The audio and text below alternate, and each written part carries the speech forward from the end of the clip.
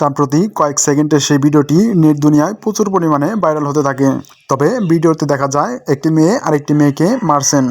আমি কষ্ট মিটাই দিই নাই। ওই কষ্টটা কষ্ট মিটাইছি। বুঝছ না বিশেষ করে ভালো হইছে কষ্ট যা কষ্ট মিটাইছি। কেমনে লাগাইছি? সামনে লাগাইছে না পিছে লাগাইছে?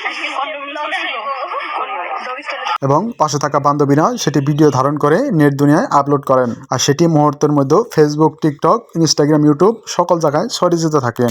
ঠিক আছে, আর কোনোদিন এডি করিস না। আর কারো বয়ফ্রেন্ডে টানটানি করবি? আর কারো বয়ফ্রেন্ডে কক্সে যাবি? কয়েক সেকেন্ডের করা সেই ভিডিওতে বলতে শোনা যায় ওইখানে থাকা মেয়ের বয়ফ্রেন্ডের সাথে ঘুরতে যাওয়ার কারণেই মেয়েটিকে মারা হচ্ছে। ধরবি না? ধরবি কিনা? তুই কর ধর ফাটালাম ধর ফাটালাম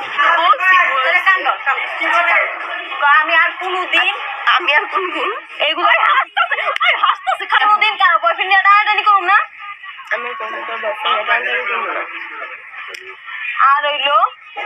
আর হইলো কোনো আর কি এই যে ফ্রেন্ড সার্কেল কারো বয়ফ্রেন্ডের লগে কোনোদিন কথাই কমু না।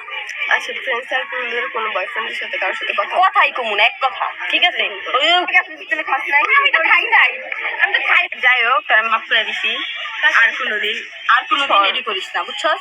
তবে সেই কয়েক সেকেন্ডের ভিডিওর কমেন্টে আবার অনেকেই কমেন্ট করছেন মেয়েটিকে মারা মোটেও উচিত হয়নি। কেউ বা আবার কমেন্ট করছেন এরকম অপরাধকে আইনের আওতা নেওয়া হোক। তবে এরকম ছোট ছোট অপরাধ নেট দুনিয়া ছড়িয়ে পড়তে থাকলে দেশটা হয়তো কিশোর গ্যাংয়ে পরিণত হয়ে যাবে। তাই আইন শৃঙ্খলা বাহিনী এ সকল অপরাধকে আইনের আওতা নেওয়া হোক বলে অনেকেই মন্তব্য করেছেন।